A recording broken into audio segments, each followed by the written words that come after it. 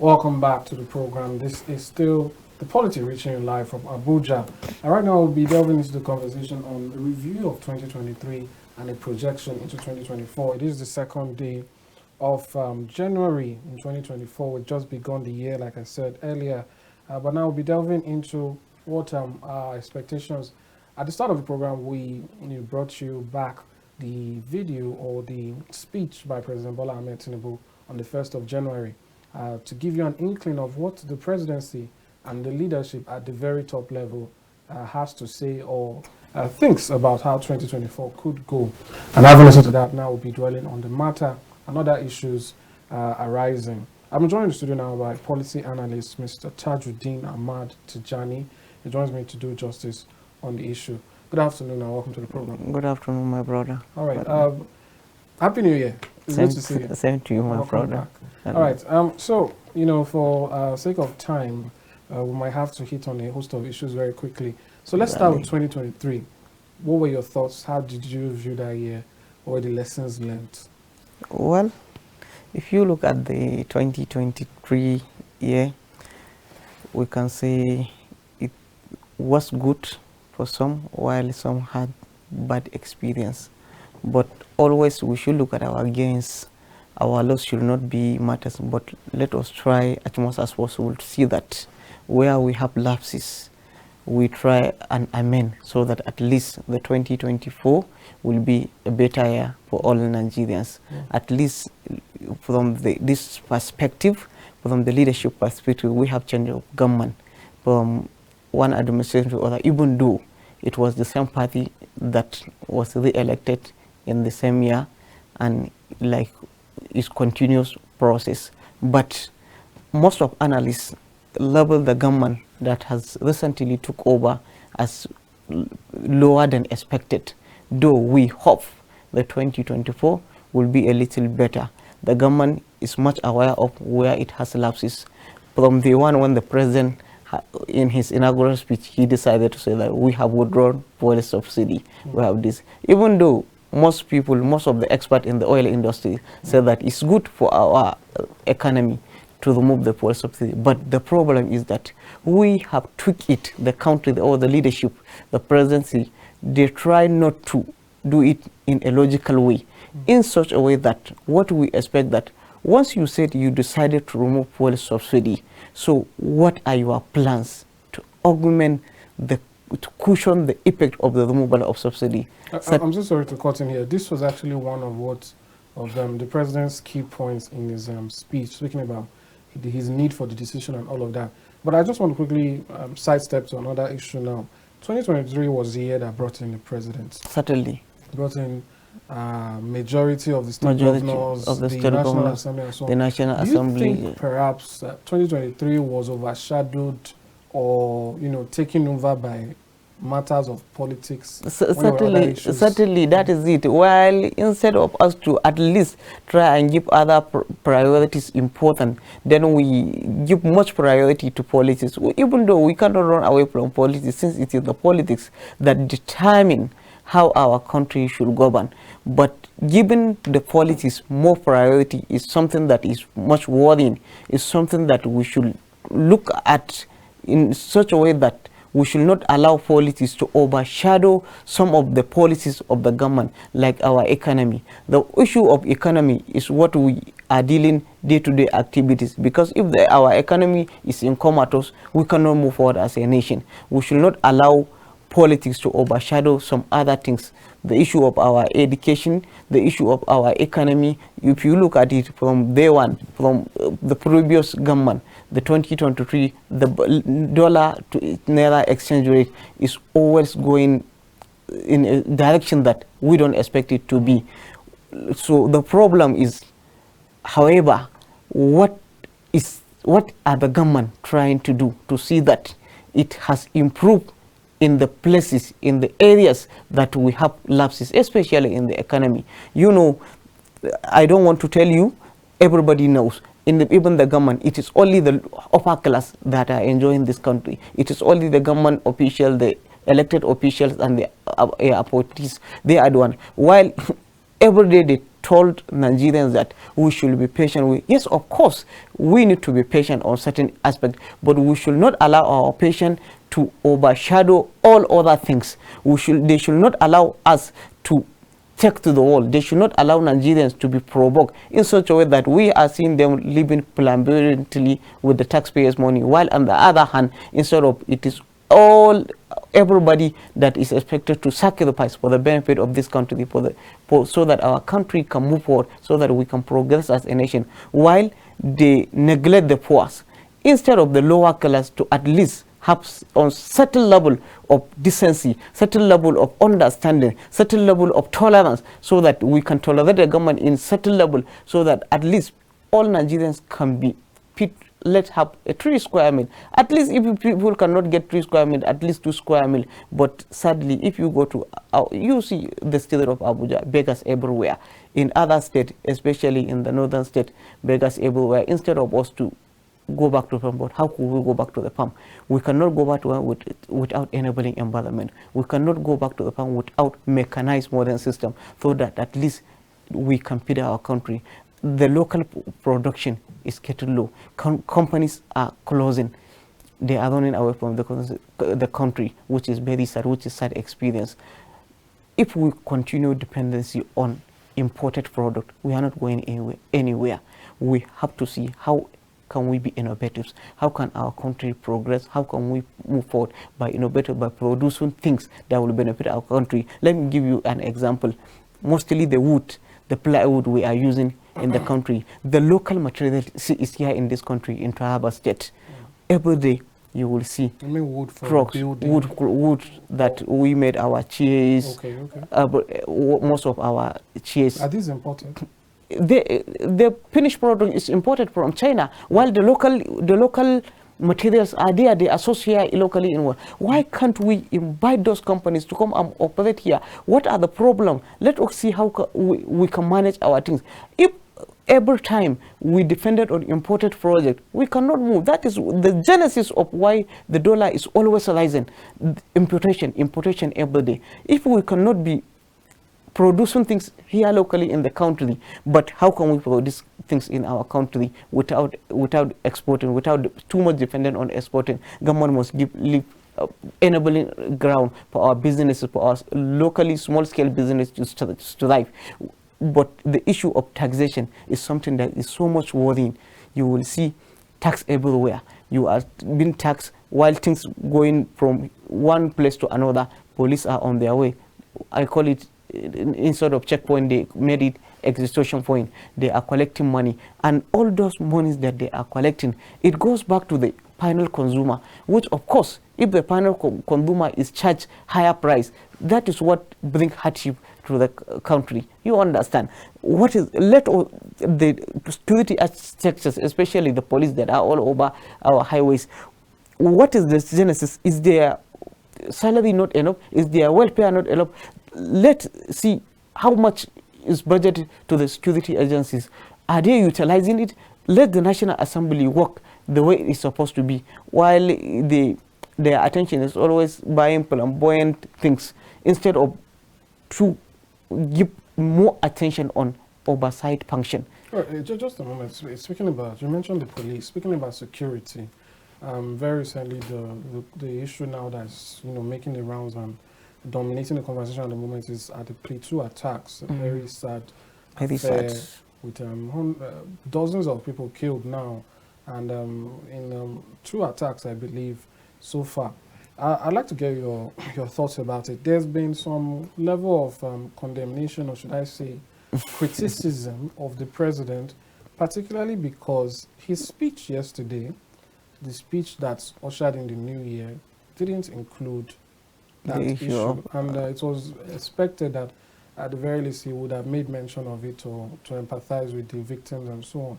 But that being said, what is the response you think would make the best sense now? Because basically what the president is promising, everything is better in 2024. So what is a better response, do you see, to either, in terms of reaction to what has happened, and also in terms of, what is the word now, being proactive so that it doesn't happen again? Well, if you look at the cardinal principle of every government, the first priority is to secure the lives and properties of all Nigerians, irrespective of religion, region, and creed. So once the government cannot be able to secure the territorial integrity of our nation, the security architecture locally within our domains, within the state, within the local council, then we can say the government has failed drastically in its major responsibility, which it should not supposed to be so. What the government, in my own view, in my own perspectives, what caused continue issue of killing, unnecessary killing, unjustified killing, heinous attacks on several innocent Nigerians is the refusal of government to take drastic actions regarding the issues of insecurity in the past. Had it been the government is being proactive in trying to subdue terrorism in all over the country, despite their political affiliations, despite their religion, despite their region, if in whatever perspective we make sure that when security breach occur in certain place, certain measures have been taken. The measures I am talking about is to checkmate proper investigation of the root cause of that insecurity in certain area. Let government ensure that the perpetrators of heinous crime, the perpetrators of justifiable killing, they should not go unpunished. Had it been the government is being proactive in making sure that it made arrests and ensure that those people that are culpable of committing heinous crime against innocent civilians in this country are being punished decisively according to the law of the land, I am very optimistic this issue will drastically reduce. Well, but there's also been some blame on state governors. How creative do you think they can be? Because we know at the end of the day, this thing is something that is within the purview of the president and on the national level, talking about control of police, control of the army, control of all security forces resides with the federal government. But the governors are referred to as the chief security of their state. So how much more creative do you think, take for instance Governor Mutwang right now, what could he do, you know, because now people are starting to point fingers at even the governors that, well, what did you do, what have you done? And I'm just wondering, what is the limit of what he can do really? You know, I am sorry to say this, but most of the governors are major architects of the problem we are facing in terms of security and economy in this country. The reason why I say so is that the previous government decided to see that how could the local governments have autonomy. Most of these people that are committing crime are people that are ignorant, that they do not go to school. If you will deny people education, if they commit any crime, you should not blame them. Even though everybody, every stakeholder has a role to play. Without education, we will see if the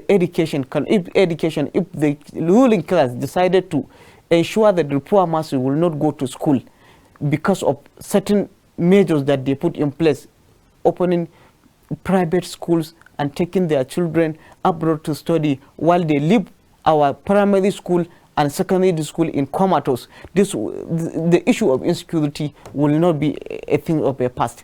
If education will be given top priority, I am very optimistic that people that are well educated, they will have sense of belonging, they will have the ability to think what is good and what is right.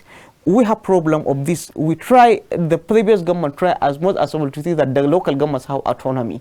Their money can go to them so that at least the primary education should be well taken care of, while the governors, they refuse that. This has been tried on several occasions, while the governors, they have pocket the state assemblies, in the sense that they become rubber stamp state assemblies. They cannot do anything without the approval of the governors.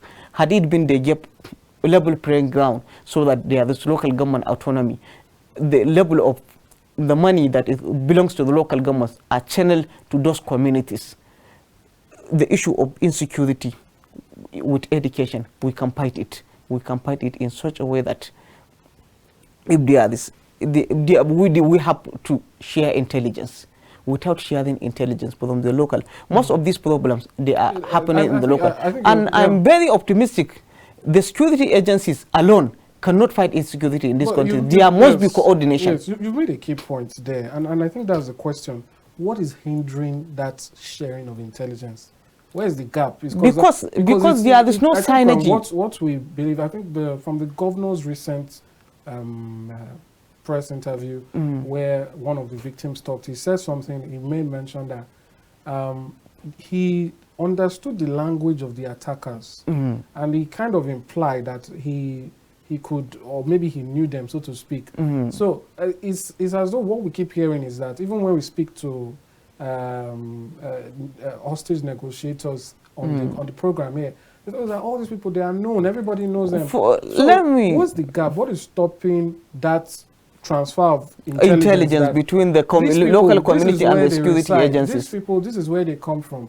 If you don't see them here, this is where you can find them. This is usually the person who is causing trouble. You know, so what's stopping? Let me ask you a question. Was it not in this country a retired general on his way from Abuja to his state, he was stopped in Plateau State and killed unjustly? What was the outcome? What has the security agencies did? The attackers were pinpoint. They feel that they are above the law. They feel that they are within that community. They cannot be punished. So the body language of our leaders is what gives them ability to attack. You see the Fulani headmen, they are everywhere. The kidnappers, especially in the northwest, they are there killing people unjustly, kidnapping people for ransom. The local communities there, they are being afraid because even when you fought, the security agents cannot do anything. And I call them, some of them, the villagers, they are accomplices on those innocent acts that the perpetrators are committing in those areas. Because without reporting suspicion, you will see in the night or in the day, they are in the villages, they are in the bush, they kidnap. While in the afternoon, they decided in marketplaces, they came to market and buy things, bought things freely, while they were not. There is no any people that are committing crime in this country that are unknown. They were not. But the problem we have, one of the generals was complaining that they were not happy the way government is handling this. Our court system, our judicial system is very, very weak. In the sense that you have arrested a criminal. Later in some days or in some months, you will see him free. The last thing that he will be doing or they will be doing is they will, of course, try to target your immediate family, sending messages, threat message to you. So should we continue like this in this country? If we continue like this, we are not going anywhere. And you do not expect businesses to strive in an insecure environment.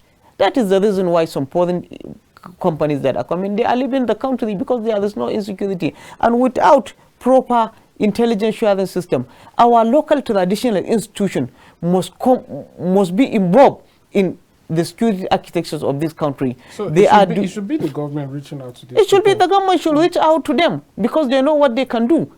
And there was a time I found myself in police station. What they were telling us, we are discussing with one of the sergeants on the decks. He was telling us that all these people that are committing the petty tips that are committing, they know them, they are their children, and they know them. Their children, the parent, make sure that they refuse to allow security agencies to deal with those people that are committing crime. So if you are allowing this to happen, the security problem will keep escalating. So without being proper coordination, without sharing intelligence between the local communities and the security agencies, we cannot go anywhere. And if the government should not give maximum support to our security agencies, give them all the sophisticated weapons they need, give them all the maximum support, their welfare should be taken care of, their salaries, their welfare, their families. You should not expect that you take a soldier to danger zone. He was killed. Later on, his family, within certain period of time, within short period, they will be evicted from where they are living in the barrack. without any security, their families are not secure. How do you think they will use their own mind to fight for the territorial integrity of this country? You understand? We have a lot of problems, and everybody should be involved. It is not one-sided. The government has a role to play, while the community has a role to play. You are seeing in most of the uncompleted buildings here in Abuja, you will see people that are residing within this area. In the night, you cannot pass those areas because some local people will come out and say that you must pay, or if they got opportunity, they will rob you. You see within the central district, you will see under the bridge, some people are there selling Indian hemps, giving all kind of drugs to those youth. In the night, they come out and attack people. Should we continue like this? Where are we heading to? So the government should do something. The government should try and see how we will eliminate this situation. And as I said earlier, we cannot fight this problem of insecurity without giving education. We have given equal opportunity to every Nigerian. Our leaders should fear God and ensure that they give all Nigerians equal treatment, give them education in such a way that they will be innovative, so that people that have education, that acquired education, at least more than at secondary level, if opportunities come, let them further their studies so that we will be innovative. Let our country be stabilized. Yeah. Let our country be a country where the people that are coming from the borderline should be envious of what we have in our country. Let our education system be in such a way that it will go hand in hand with the developing world. Our university rankings should go high. Let us see what are the problems of our university. What can we do to see that we have improve the standard of education in this country? This is what the country should, this is what the government should think toward it in this 2024. We should not allow the lapses of the past to continue lingering in our future occurrence. The government should ensure that it try as much as possible to see that this year is better than the previous year. Right, fair enough. You've made fair points there. I believe a couple billions, I think almost 100 billion or above, has been budgeted now for feeding, the school feeding program. It has returned and is now domiciled in the Ministry of Education. That's just one of the numbers as regards budgeting and so on. So let's speak now about that matter, the issue of the national budget. Yesterday, President Tinubu signed it into law. This is after the National Assembly increased the budget by 1 trillion. Almost 1 trillion. Yes. Yes. So my question to you is, how do you see this? Is it anything to even fret about? Some persons say, you know, this happens sometimes. There's no big deal about it. And generally speaking, I'd like to get your thoughts on the budget process, and the projections that we're seeing. I was seeing different allocations, left, right, center, and we're wondering what would it yield in 2024. What are your thoughts? Well, if you look at the summary of the budget, we have almost 1 trillion that the government has budgeted for. The National Assembly has increased in their budget, while the National Assembly has passed the budget, increasing its size 27.5 trillion proposed by Bola Tinubu to 28.7 trillion, while the budget has 8.7 trillion as recurrent expenditure and 9.9 trillion at the capital expenditure. So if you look at the capital expenditure, it's a little bit higher than the current expenditure, which is of course good, but the budget process, that is the problem we are having. The issue of the agencies and the National Assembly in trying to increase the budget. It is not an issue. It is not a negative issue to increase the budget to a certain amount. It is the duty of the National Assembly to ensure that every region of the country has fair representation, has fair share in terms of the budget. So we expected them to do and undo, to increase while in certain aspects to decrease in other areas that need attention to be reduced especially. But the genesis problem is the issue of the loopholes, the corruption in the National Assembly in particular, and the corruption within the MDS and the National Assembly. There are a lot of collaboration. Give me, I give you. I want something to be domiciled in my budget. Mostly you will see some of the lawmakers, they will budget some certain amount of money in training their constituency, while on the other hand, is there at a the end solution of the to day, this, do you think?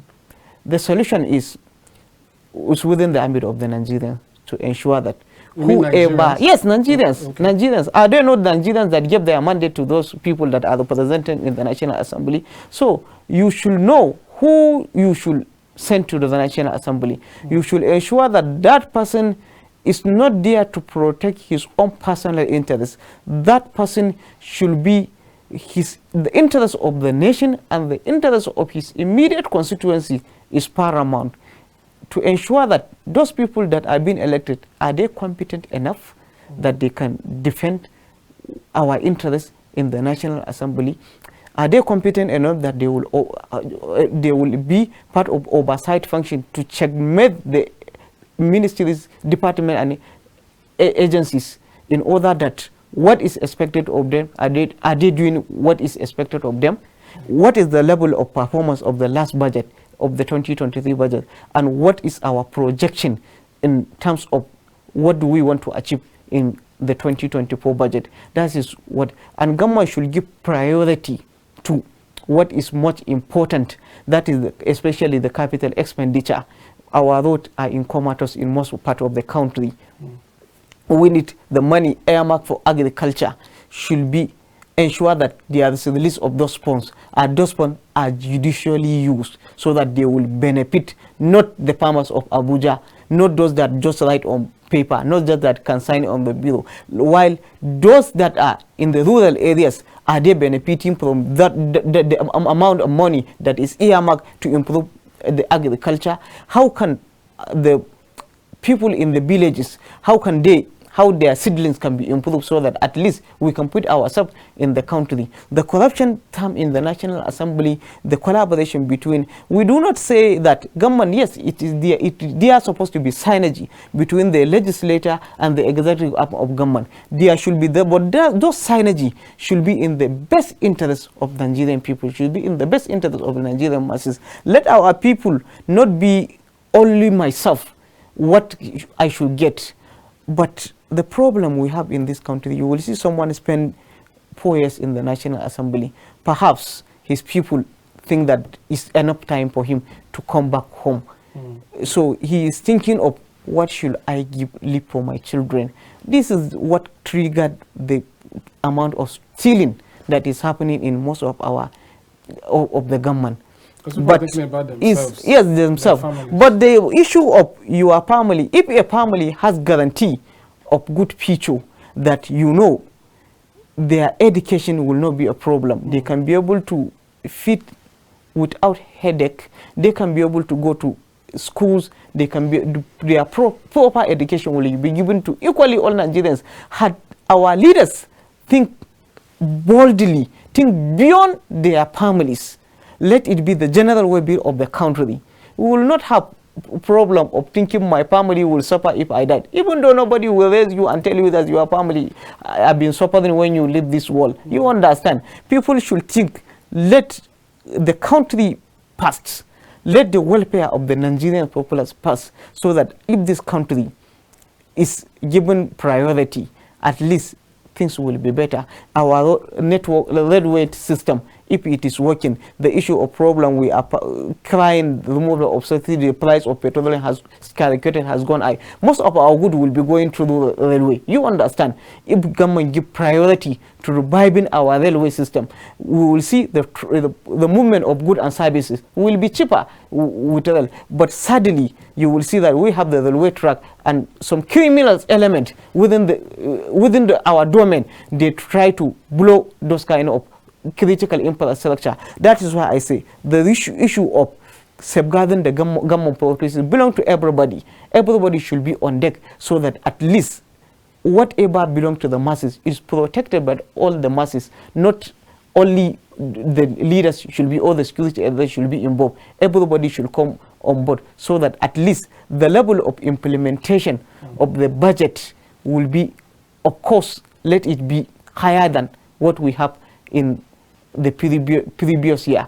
So our problem is not the issue of we have certain trillions of nairas budgeted for this, but the level of implementation, we have problem, the projection. But this is the problem we are having is the revenue generation. We have problem in revenue generation. So the issue of loopholes must be tamped. Without proper closing door to the loopholes, the corruption in generated revenue, in the federal revenue, the customs, you understand, that is the only way we can term corruption, so that the projected revenue should be realized, so that the money will be channeled to critical infrastructure. That is the problem we have, and the National Assembly should ensure that they are not there to defend their sub-interests. So they are there to defend the masses. Do you think people, the masses now, the constituents should employ that avenue to recall lawmakers if they are not doing what? Do you think it's something that can be done? Yes, it's possible in everything in our constitution, but actually in terms of implementation, it's not possible, because people have tried, they could not succeed. So people have what? People have tried, okay, and they could not succeed, okay, due to certain critical issues that are within recalling of legislators that are not performing to the expectation of the electorate. But the problem we have is from the grassroots. Mostly you will see those that are trying to recall a member of a National Assembly, they are doing it mostly for their selfish interests. If that lawmaker, they are trying to call attention, call them, give them money, then you will see it dies there. So instead of them to do it, it's abuse of the process. Had it been the process is well smoothly, that will give the members to tighten up their belt so that they know they can be recalled if they try to deviate from the course that they are being elected to. What they are expected to do, they refuse to do it. But had it been, we are objectives in trying our pursuit, in trying to see the goal of what we want to achieve. Before you elect somebody, he promise that I want to achieve certain things, he will promise heaven, while at the end we are disappointed with their performance. So had it been, we are trying to checkmate our members, prioritize them to do the right thing. Had they or do the right thing, we will not have issue of recall. And you have said something that keep triggering in my memory, that 4 years, when I said that within 4 years, if they see that person decided to underperform, he can be changed. And that 4 years, you said that it made impact in the lives of so many people, and that should be considered, that should be of our priority, to see that any lawmaker that refuse to perform to the expectation, let the constituent try to call him to order in terms of, and let the National Assembly bring out a policy of recalling in such a way that it will be smoothly for the members, even though they should not be targeted. Their expectation is when they did the law in a way that it will please the masses, they will be targeted. But the aim should be objective. The aim should not be of targeting certain individual because I am not politically aligned to that person. Let it be objective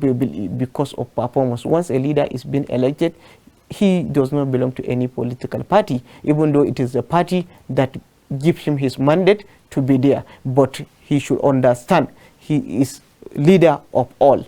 He is the president of all Nigerians. He is the governor of the state. He is the representative of all Nigerians. So that at least he should try as much as possible, or they should try as much as possible to do to the expectation and the yearning and aspiration of the Nigerian masses that gave them their mandate. That is the only way we can move forward as a nation. That is the only way we can prosper. Our problem of economy will be something of the past. Thank you so much, Mr. Tajuddeen Tijani. It's been a pleasure speaking to you, and it's a good way to continue the start to our new year. Thanks so much for coming. Thank you, my brother Amadin. We get to have you many more times before the end of the year. By God's grace. Thank you so much.